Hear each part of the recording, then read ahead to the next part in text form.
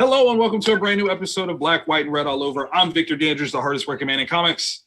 Ryan Seymour, King of Comics Town.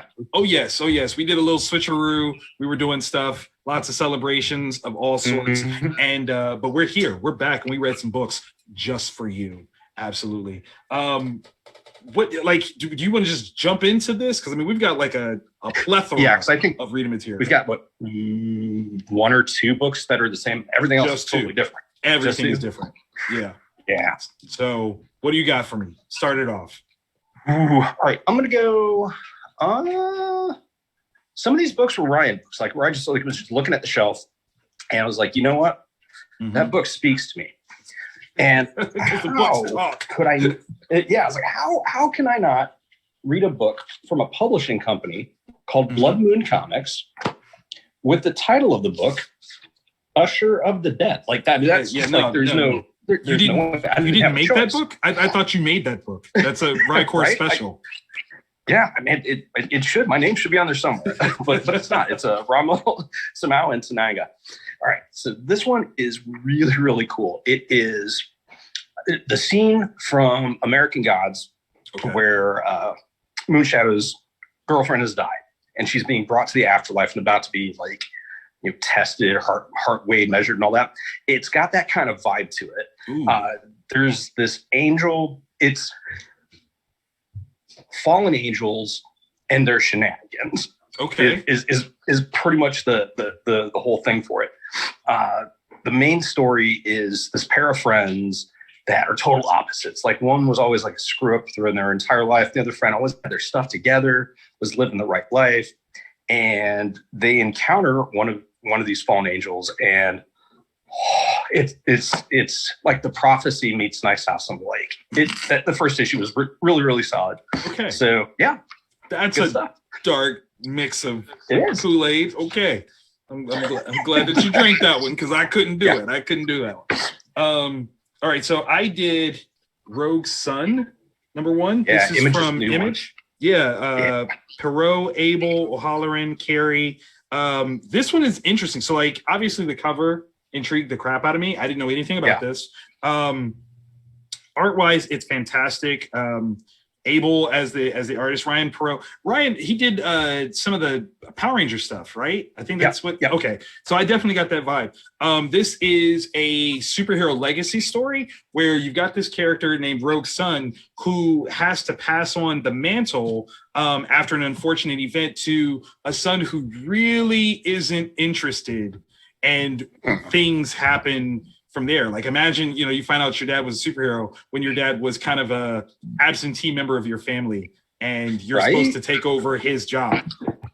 I don't know if I want to. And you get a lot of a good comic in this for $3.99. Like it covers a lot of ground as a first issue. So definitely check this out because it's worth the dollars. Yeah, and it's one, I think it is strip cover returnable too for retailers. Got you. So if you want to read it before about a month or two because then it's gone. Jump on it. Alrighty. Next up on Les Boucs de Rayon from Behemoth Comics, all hail Behemoth. Yes. The follow-up to You Promised Me Darkness. Follow me into darkness. Oh God. It is so weird. You don't have to have read the first issue to know what's going on. Okay. Like it's just it maintains that super quirky Grant Morrison is writing the Umbrella Academy vibe, and it introduces more just like really like weird characters that are attempts to create superpowered beings that have gone horribly wrong. They're like the seconds, the something went wrong, damage it. Right. Like, oh yeah, you can buy this fridge for $50, but it's missing handle. Like those kind of superpowered beings. It is so cool. It's so quirky. It is following this group of superpowered beings that all got their powers the time a comet flew by, which is like just irrelevant to the whole vibe of the story, where the apocalypse has happened. They have failed. And now they're trying to fix things. So it's like, right? Like normally it's like, oh, we're going to come in and we're going to save the day. Yeah.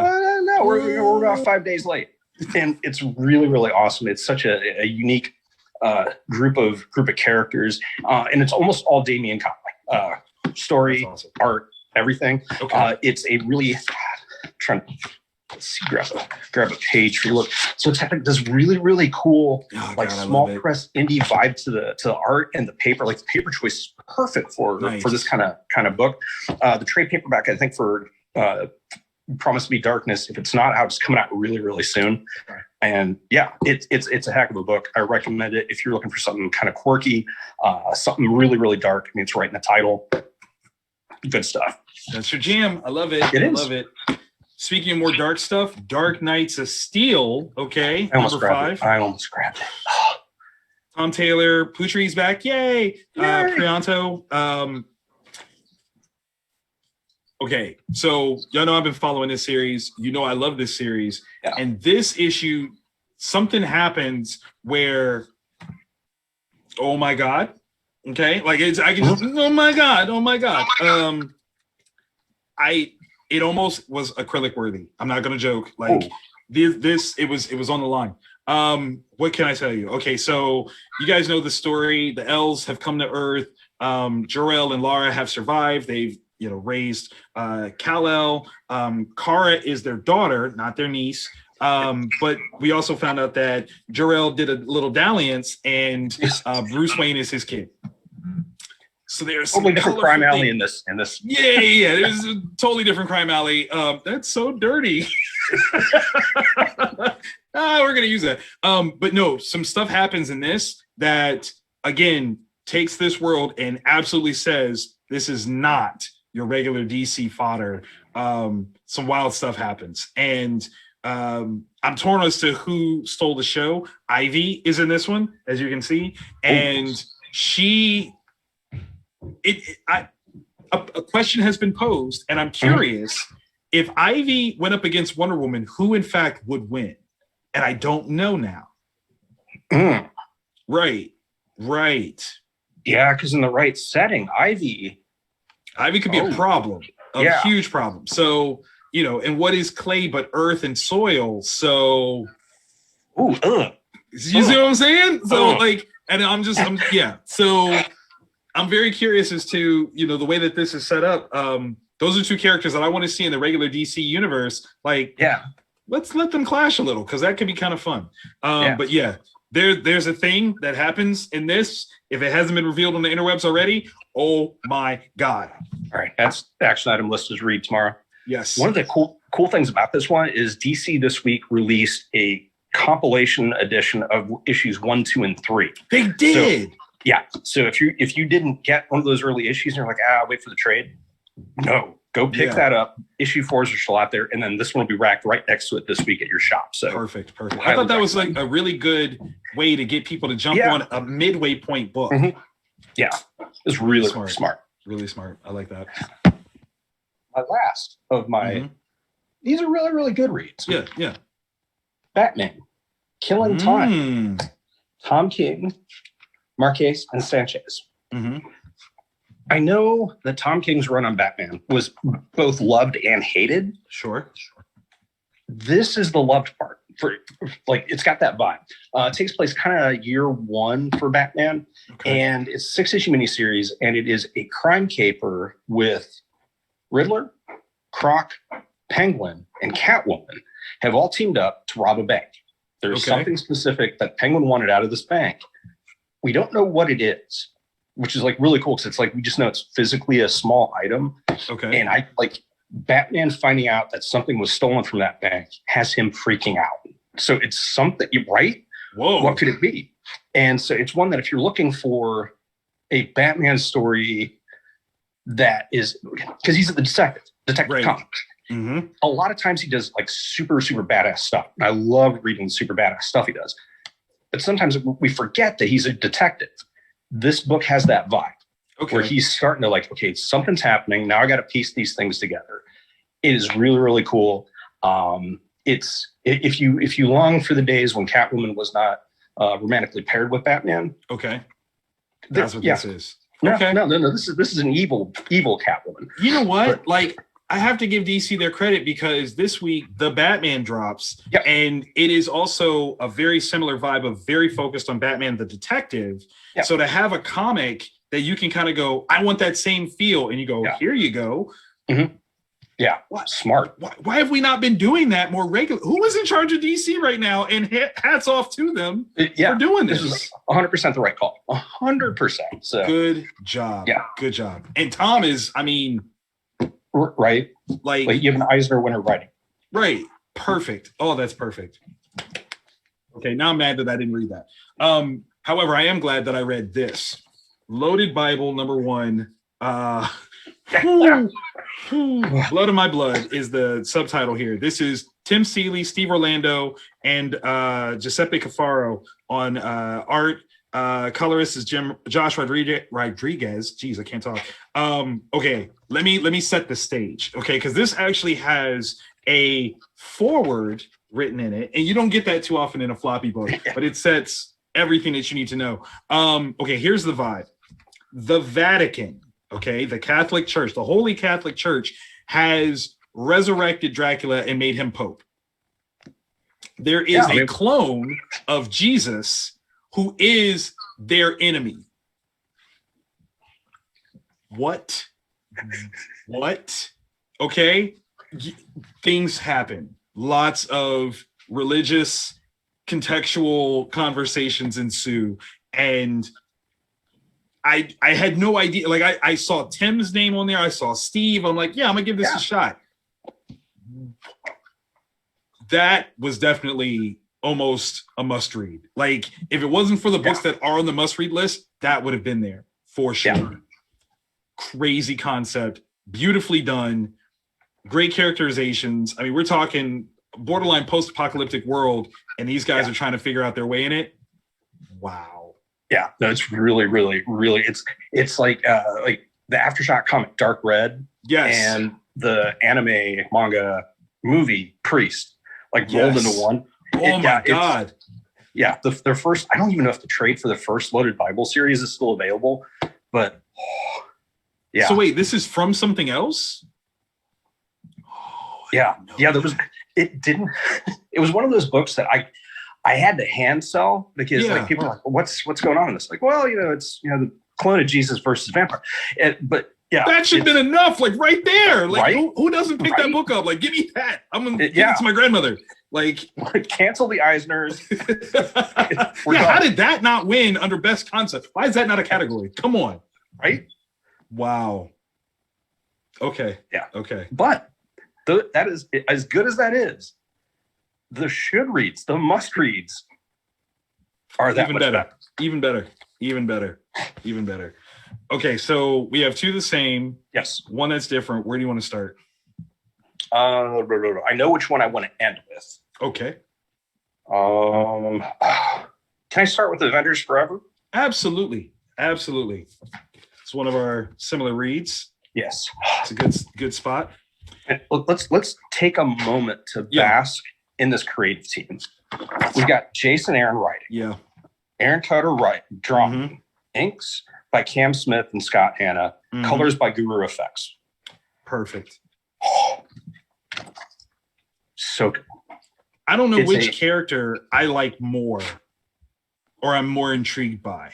I don't know. Like the big spec character this week people were like buying copies for was this Moon Knight. Okay. But I mean, that's cute. That's cute. Moon Knight's, it's in fashion. The Ben Grimm. I was gonna say that one. Yo, I've never given a rat's ass about Wonder Man, but this Wonder Man is a problem, right? A problem. And the Vision, amazing. And Tony may have this whole universe and some of the things that they're playing with. I want to sit down with Jason Aaron and I want to just first ask him, are you okay? Because some of these things are pure darkness. And one soul should not be able to contain these things. Yeah, like there's no possible way. It's like Tom Taylor in how horrific some of these combos are. Because you're like, Red Skull is problematic on multiple levels. The symbiotes are problematic on multiple levels. Absolutely. But when you've got a Skull symbiote, Black Skull, ruling at some kind of apocalyptic wasteland, It's all the bad. It's all the Yeah. bad. And that last page, why? Why is that so evil? Why? When I got to that page turn to see that group, and I'm like, oh God, oh, why does he have a shield? Oh, exactly. That's nightmare fuel. That's the absolute nightmare fuel. I loved the breakdown of what the symbiote could be. Yeah. In context to a certain character. Yeah. When he was like, yeah, now this is what that is. I was like, oh, that was dope. If that's not used in a movie somewhere, failure. What do you guys? Come on, like he's giving it to you. He's just 100%. Want to play. There's no way, in my opinion, there's no way that this is taking place independent of everything else. It can't. There's little contextual clues that they're dropping in, like a reference to the Avengers something, right? And I'm like, it's got to be. It's got to be a part of something. Yeah. And there's now that we know that there is that group of potential characters in the multiverse, and they know each other. Nah, they ain't staying in one spot. No, not at all. Not when they can. Oh well, let's go explore other places and let's go play that there. Like yeah. Oh, I've killed one of those before. Let's go kill another one. Yeah, that'd be fun. That's some crazy goodness. That was a really good one. And we haven't even seen the one that really scares me. Right. Is it the one? Yes. Yeah. Yes. Okay. Yeah. Because that's where you're like, what we were afraid of this whole time is basically a henchman. Like like he's the first goon. Okay. Yeah. Not even first boss. He's like the first goon. Yeah. Not okay. No. Not okay. So yeah, super dope. War for Earth 3. That was my almost grab too. I almost grabbed it. On a conceptual level, I've never, and it's so right. It's so right there. Okay, so we've got a whole host of people. Robbie Thompson and Dennis Hopeless are the writers, artists. We've got Steve Pugh, Dexter Soy, Brent Peoples. So we get some different art styles in this book. I think you'll dig them. Okay, here's the long and short. Amanda Waller, Queen Bee of the Suicide Squad, has her eyes set on Earth 3. If you are not an old school long-term DC fan, Earth 3 is home of the Crime Syndicate, which is the evil version of the Justice League. Okay, so where you have Superman, they have Ultraman. Very bad. Okay, bad. Yeah. Amanda Waller wants Earth 3. That is probably the most terrifying sentence I've said in my entire life. That's bad. Like, forget Darkseid. Like, Darkseid is like, oh no, I'm evil and there's a great darkness, blah blah blah. You don't know what Amanda Waller would do if she had a Superman level person that she could control, send on missions. Right. Like, I need y'all to feel that. Like, Amanda Waller in charge of a Justice League for her own evil doings. Yeah. I'm worried. No. I'm worried. Okay. This is a limited series, one of 2. And already this one is crazy. When it comes to Earth 3, one of my favorite characters is Owlman. Yeah. And once you read this, he might not be my favorite no more. Like, really? That's my spoiler-free, honest statement. He might not be my favorite anymore. Oh, okay. Yeah, because God, that's so scary. Because like Amanda Waller, as she is probably the most badass in the DCU. So much respect for her. Like, it's like half fear, half respect. Oh yeah. But like having the Justice League, but like without any morals, like they wouldn't even need a bomb in their neck. They're like, oh, you want us to do what? Cool. That sounds like fun. That sounds like Tuesday. Yeah. That was a good one. I can't wait for you to read that one. You'll love it. You'll love it. Yeah. All right. After several moons have passed, one of my favorite James Tynion books, here we go, has returned. The trade paperback for Nice House on the Lake shipped this week. Ooh. And at your local shop, you will also find the next issue. All right. It's no spoiler. The first 6 issues are out. And the story is there's this alien that had been posing as a human, interacting with humans in high school and college, and kind of cultivating a group of people that he felt exemplified different aspects of humanity. Not the perfect specimens necessarily physically or mentally, but like people that could interact and have conversation, create art and think. And so part of their becoming friends with them and picking their brains was like figuring out like, how do you imagine the world ending and whatnot? And all of them had different ideas. And so Walter, sweet, innocent, crazy ass alien overlord Walter, destroys the world. But first, he collects all these people and like under the guise of like, we're going to have a dinner party weekend at this nice house on the lake. And it's actually the zone they cannot escape now while the rest of the world is destroyed. Everyone's gone. So skipping the plot twist that happens at the end of issue 6, leading into this, the people there are still trying to figure out the basic rules because they're in this area they can't leave. Right. There are certain things that trigger their memories and can show them what's going on in the outside world. So they're trying to figure out the rules of how this place works. Okay. And Walter he's playing a game with them. And it is such a cruel intentions, dangerous liaison, mind F that it is unbelievable. That like this issue, there are several pages that at first you don't know what's happening. Right. And it's actually a character yelling into the void their complaints about what's going on. It is so well written. Like, that's awesome.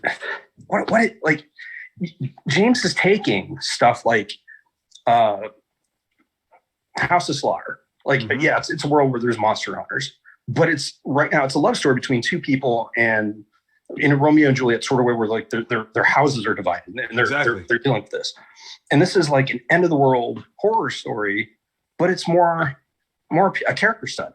Wow. With these different characters, and it's so good. The art and the color choices, because you've got Alvaro Martinez Bueno and I got Jordi Belair as the creator, other creators on it. It's absolutely gorgeous. That's pretty. There's not a single wasted panel, and Walter just evolving as, I don't even know if he's evil, if it's one of those like his ways are hard. Just everyone, just if you're not reading it, go buy the trade. Save yourself the trouble, buy the next issue while you're at it, because you're going to read it. There you go. Yeah, there you super, go. super good. Oh, but still, that's awesome. Still not the best book this week. Oh my God. Okay. I was afraid. I don't even know why I was afraid of this.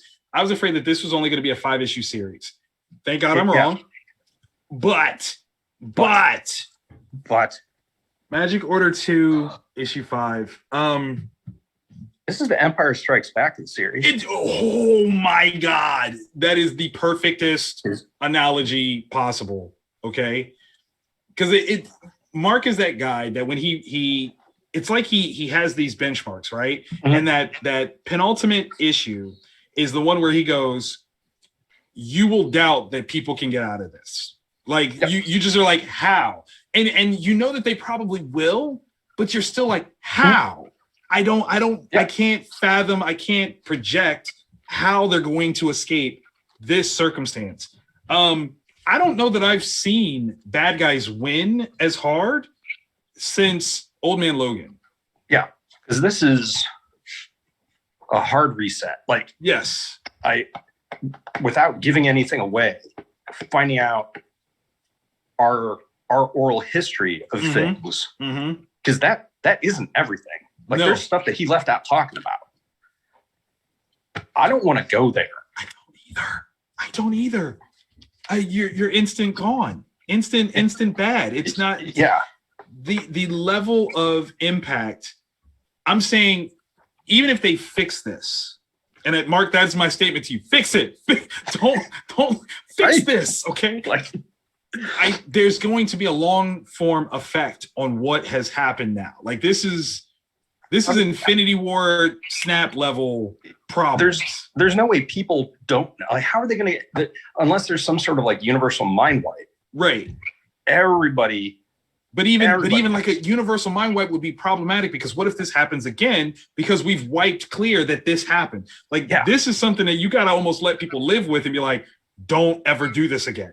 Yeah. Like, but the problem is, who are you saying that to? Because you almost got to look at the Magic Order like, you guys brought this on yourselves. Yeah. You did this. Yeah. Now, I am hoping for an Uncle Edgar moment in the next issue. I'm so... He was around. He would have seen all of this initially. He would have. He would have. His, like, what other gun do they have big enough to shoot? You know what? I'm honestly... I feel like we've seen their big gun. And I also feel like there is a huge misread on a death. Yeah. The one that was like... Yes, I don't think that that's what we think it is. At least I'm hoping it's not. And I'm hoping that combined, those forces form like Voltron and save the freaking world. Because this, I don't care how they do it. If it's animated, live action, whatever, I need to see this in real life. Give it. Because like, it's Justice League Dark has been good in places. Yes. But this is like the legit next level arcane. Oh my gosh. And the storytelling and Stewart's art, like the couple, so good. The couple deaths, there were a whole bunch of deaths, but there were a couple ones early on that really, like the one that you're talking about, like hit. Like, I'm like, come on, man. Like that. No, I was hoping. Right. Yeah. So freaking good. This is like Lost Boys with like a super budget, and you just are just taken over by like the fantasticness of it all. And I want that daggone helmet. Okay, I need some fabricator to make this helmet, and I will buy it because I need it. Yeah, that helmet is potent. Victor to Victor, I need that helmet because that's a thing. And if you can ask it anything, what would you ask for? Oh, that's tough. Yeah. I really don't know. Like I was still like going through when I realized what it could do, I immediately was like thinking of like, oh crap, because there's this monster, there's this evil, there's stuff that Mark's just making up. He's just playing with. He's just playing with. But some of those things are absolutely terrifying. Yeah. Literally terrifying. Yeah, the space woodchuck. Oh my God. God, so Magic Order, y'all need to read this. I hope y'all are reading this, especially because he's not taking much of a break before the next series comes out. Yeah, it's coming up here pretty soon. Yeah. He says 3 starts soon and 4 will start by the end of the year. So whatever happens, we're getting it in super succession. So, it's amazing. One of the things I love about it, and with a lot of Miller World books, we talk a lot about Mark's writing, and it's just, of course, it's just absurd. Yep. But the way Stewart renders the use of magic, in this, and it's the Moonstone's magic is drawn different than this other group's magic. Right. And this other group's magic is very, I don't know, it's very pointed. It's very, oh God, and I can't. I tell you what, it's still Grandma that terrifies me though. Dude, Grandma's the one. When she was like, "Hi, Grandma here," a week ago, you're like, what? How's it going, Ozymandias? That's so terrible. Why would I tell you my plan if I hadn't already done it? Yeah. So we read some good books. Obviously, we've got some good reads that you should read. We got some must reads. I hope you guys take advantage and consume all of it because that's the best. That's the best of it. Obviously, we hope that you guys enjoyed this episode. If so, click the like button. Hopefully, you watched it to the very end because it's good for the algorithms. Think of the algorithms, guys. Yeah, just put it on the background. Yeah. Just listen to us. Put us on. And if you like us, not just hit like, but hit subscribe and the bell. And we'll drop this info in your box every week. Every week. One way or the other. Okay, we might be a little bit late, but we're still here. Okay? Yep. May not come when you want us, but we're always right on time. That's my story, and I'm sticking to it. Always. So next week, we'll see you guys.